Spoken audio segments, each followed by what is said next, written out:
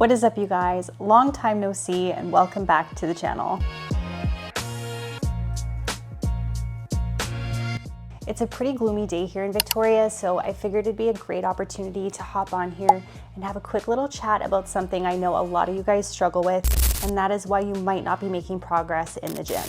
Because let's be real, there is nothing more frustrating than showing up, putting in the effort, and not getting the results that you're hoping for. And I know when that happens, it's really easy to want to quit. You're thinking you're not built for this, maybe this isn't for you, maybe you're doing something wrong. But before you throw in the towel, I want you to watch this video and be brutally honest with yourself. If you're making any of these mistakes, it is 100% okay. Nobody's perfect, this is all a learning process, and that is why I'm here to help. But the only way to fix the problem is to recognize it first. And if you're serious about making progress, hit that subscribe button because I have a lot more videos coming your way that you'll find super helpful in your journey. If you don't know me yet, my name is Des, the founder of Conquer Her Fitness, an online fitness coach, and my passion is helping women build their dream physiques, not just by focusing on what we look like on the outside, but building healthy and sustainable habits that last a lifetime. If you'd like to work with me, I have a client application form down in the description below, and I would love to help you achieve your goals, whatever those goals may be. So let's break this down and figure out exactly what's holding you back.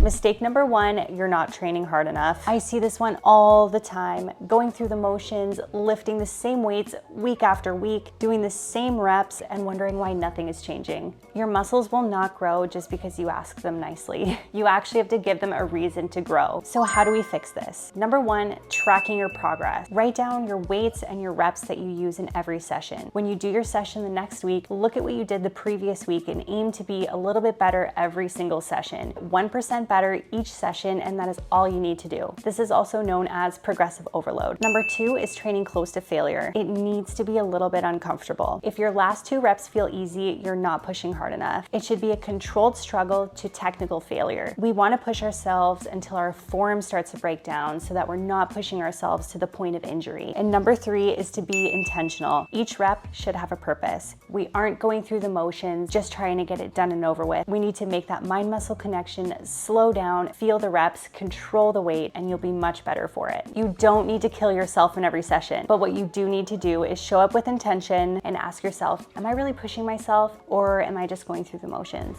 Mistake number two is you're training too hard and not recovering. And this is the other side of the spectrum. Now we have grind culture, going all out all the time, never taking rest days, maxing out every session. You get where I'm going with it. And then you're wondering why you feel exhausted, sore, and stuck. More is not always better. Smarter is better. So how do we fix this? Number one is to take your rest days seriously. We should be recovering for at least 1 to 2 days per week to allow the muscle to properly recover. And number two, balance out your training. If you're always feeling sore and run down, you might be doing too much volume and your training might need an adjustment. That is why hiring a coach is super helpful, because you have the plan in front of you and all you need to do is execute. And also, if you're in my app, you already have a built-in section where you can track your weight and see exactly what you did the previous time. And I can also see exactly what you did the last time. And I can help encourage you, push you along to help you keep progressing week after week. And number three is to prioritize your sleep and nutrition. Did you know muscle is actually not built in the gym? It is built when you are resting. Your muscles need time to repair. If you're constantly breaking them down without giving them a chance to recover, they are not going to grow. You're not training. You're just beating yourself up. Mistake number three is your nutrition is holding you back. We got to talk about this one because food is so important and it's right behind sleep. You could be training perfectly, but if your nutrition isn't dialed in, you are not going to be making progress. So how do we fix it? Number one is we want to aim for enough protein. That is about 0.8 to 1 gram of protein per pound of body weight to help support muscle growth. If you don't know what your macros should be, I have a macro calculator on my website where you can put in your age,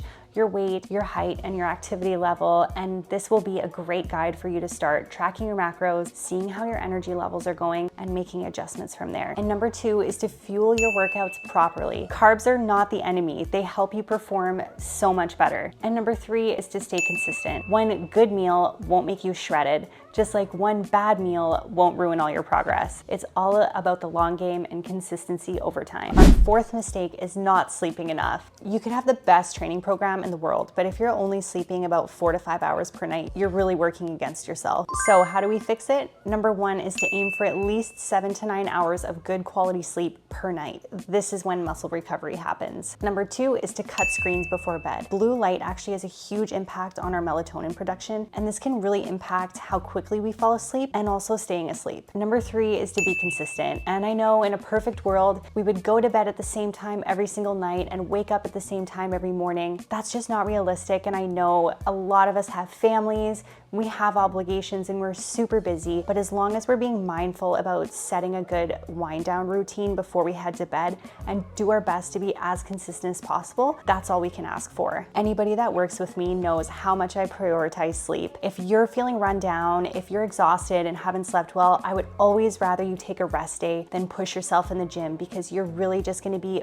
beating up your nervous system instead of recovering. And mistake number 5 is your form is holding you back. We need to talk about ego lifting. If your form looks like you're a part of an interpretive dance, we have a problem. Moving a lighter weight with control is a million times more impressive than half repping a super heavy weight that's going to put unnecessary strain on your joints and really increase the possibility of an injury. So how do we fix this? Lower the weight. I know it's not impressive to be squatting the bar or 10 pounds, but I'm telling you, if you can lock your form down with a lower weight with control and slowly start building the weights up from there, you're going to have much less of a risk of injuries, amazing muscle growth, and much better activation. Number 2, as I've already mentioned, controlling the movement, making that mind-muscle connection, slowing it down, and really feeling the exercise instead of just throwing the weights around. And number 3, film yourself. Watching your own form can really correct bad habits, and even sending it to a friend for a second opinion. I always encourage my clients to send me form videos so we can break it down and make adjustments as needed. So the takeaway is that lifting heavier weights is only impressive if you're using the right muscles. Otherwise, you're just getting stronger at bad habits, and we don't want that. And our last mistake of the day, number 6, you are not consistent enough. Remember how I mentioned one good meal doesn't make you shredded and one off meal won't ruin your progress? It's the same thing with lifting weight. Progress won't come from one good workout. It comes from stringing together months and years of consistency. If you're constantly starting and stopping, you're making it way harder than it needs to be. Showing up messy is always better than not showing up at all. So how do we fix it? Number 1 is to follow a structured routine. Random workouts give random results. This ties back to making sure that we're getting stronger each session. We can't do that if we're constantly doing new exercises. We need to be sticking to the same program for quite a bit of time to make sure that we're still progressing. Number 2 is to stick to a schedule that works with your lifestyle. Aim for at least 3 to 4 sessions per week consistently. And my last and most important point is to be patient. Progress takes a lot of time. That's where we really need to focus on enjoying the journey of becoming our better selves instead of focusing on the destination and what we want to look like on the outside. Not every workout will be amazing. You will not be motivated every single day, but I promise you, if you are consistent and you show up time and time again and just aim to be 1% better each and every time, you will look back a year from now and be so proud of yourself for sticking to it. All right, we covered all of the biggest reasons why you might be feeling stuck in the gym. It was a little bit of a quick one today, but I'm hoping that it will help somebody. So now it's time for some real self-reflection. Are you actually doing what it takes to see progress? If you're not, don't worry, it is okay. It's just something to work on. Nobody nails everything 100% of the time. Not even me as a coach, and I do this for a living. I have days where I catch myself going through the motions and I'm feeling unmotivated, and that's where we just need to reframe our mindset, focus on consistency over perfection, and the progress will come. The most important thing is owning what needs to change and taking action. So today, here's what I want you to do. I want you to take one mistake from this video that you catch yourself doing and focus on really trying to fix it this week. Drop it in the comments what that mistake might be and how you plan on fixing it, because I would love to hear. Thank you so much for watching. Don't forget to like and subscribe, and I'll see you in the next one. Bye.